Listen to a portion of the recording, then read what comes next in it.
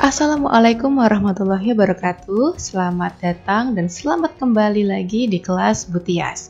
Kali ini kita akan membahas teks eksplanasi. Sebelumnya, mari kita lihat kompetensi dasar apa saja yang perlu kita kuasai.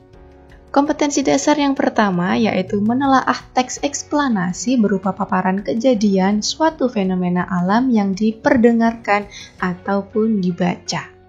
Kemudian, kompetensi dasar yang kedua yaitu menyajikan informasi, data, dalam bentuk teks eksplanasi proses suatu fenomena secara lisan maupun tertulis. Tujuannya apa kita menguasai kompetensi dasar ini? Tujuan yang pertama, siswa dapat menelaah struktur teks eksplanasi. Tujuan yang kedua, siswa dapat menelaah kaidah kebahasaan teks eksplanasi. Tujuan yang ketiga, siswa dapat menyajikan teks eksplanasi secara tertulis. Itu dia tujuan pembelajaran kita kali ini. Mari kita simak materinya. Baik, teks eksplanasi. Teks eksplanasi itu apa? Iya, teks yang berisi penjelasan hubungan peristiwa atau proses terjadinya sesuatu, baik pada fenomena alam, sosial, dan budaya. Lalu apa saja sih struktur bagian dari teks eksplanasi ini? Baik, untuk struktur teks eksplanasi yang pertama ada identifikasi fenomena. Dalam bagian identifikasi fenomena ini terdapat topik ataupun fenomena yang akan dibahas pada teks tersebut. Kemudian struktur yang kedua, rangkaian kejadian. Dalam rangkaian kejadian ini tentu ada perincian ya, seperti apa kejadiannya atau bagaimana peristiwanya terjadi. Kemudian struktur yang ketiga, ulasan. Dalam ulasan ini bisa berupa komentar ataupun penilaian tentang konsekuensi atau kejadian yang dipaparkan sebelumnya. Itu dia struktur teks eksplanasi. Bisa dipahami? Kita lanjutkan. Contoh analisis struktur teks eksplanasi. Ya, sebuah teks yang berjudul Metamorfosis Kupu-kupu. Ini dia teksnya. Pada paragraf pertama, ini merupakan bagian identifikasi fenomena. Dalam paragraf tersebut mengandung topik ya tentang fenomena apa yang akan dibahas pada teks tersebut. Fenomena alam ya ini ya, metamorfosis kupu-kupu. Selanjutnya, pada paragraf 2, 3, 4, dan 5, ini merupakan rangkaian kejadian. Karena pada paragraf inilah dijelaskan proses metamorfosis kupu-kupu itu seperti apa. Metamorfosis kupu-kupu itu ada beberapa fase ya. Dalam teks ini dijelaskan ada fase pertama, fase kedua, fase ketiga, fase keempat. Nah, ini adalah bagian proses terjadinya fenomena alam tersebut.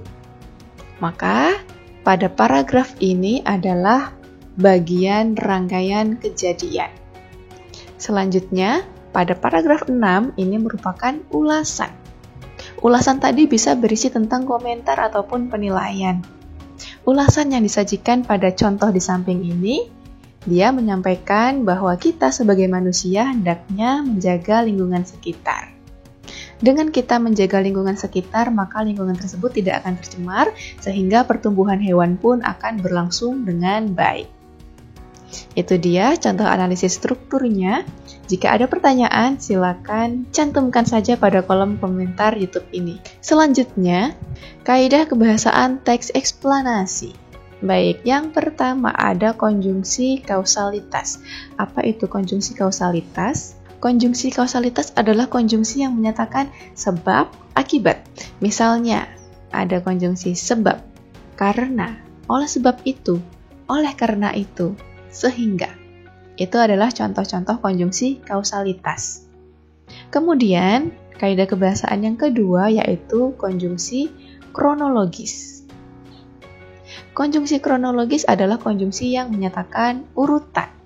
Contohnya, ada kemudian, lalu, setelah itu, sebelum itu, akhirnya, awalnya, dan lain-lain. Kemudian, kaidah kebahasaan teks eksplanasi yang ketiga, yaitu kata teknis.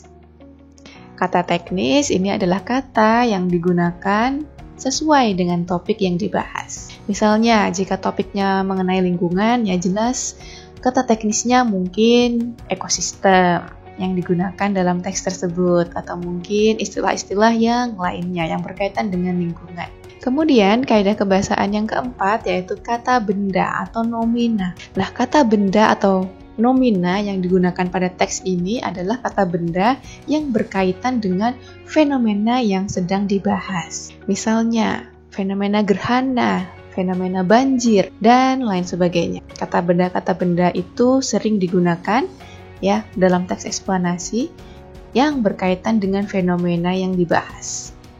Sekali lagi, fenomena dalam teks eksplanasi tidak hanya alam saja, bisa sosial, bisa budaya juga. Dan bisa juga fenomena-fenomena lain selain fenomena alam, sosial, dan budaya. Bisa dipahami?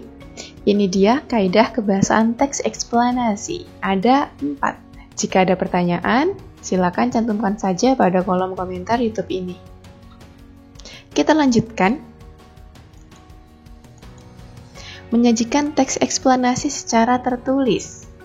Baik, yang pertama tentu kita menentukan topik dan tujuan. Ya, topik dan tujuan ini jelas harus menarik. Ya, selain menarik, sebisa mungkin topik yang dibahas adalah topik yang kita kuasai. Selanjutnya, langkah yang kedua yaitu membuat kerangka teks eksplanasi. Dalam membuat kerangka teks eksplanasi, kita harus sesuaikan dengan struktur teks eksplanasi tersebut. Ya, tadi ada identifikasi fenomena, rangkaian kejadian, kemudian ulasan. Selanjutnya, langkah yang ketiga yaitu mengumpulkan bahan. Dalam mengumpulkan bahan, kita bisa mencari berbagai fakta dan pendapat para ahli. Kemudian yang keempat, mengembangkan kerangka. Dalam mengembangkan kerangka ini, kita tentu perhatikan lagi struktur bagian teks eksplanasi. Ini dia cara menyajikan teks eksplanasi secara tertulis. Bisa dipahami? Baik, Ibu cukupkan. Selamat belajar. Sekian. Wassalamualaikum warahmatullahi wabarakatuh.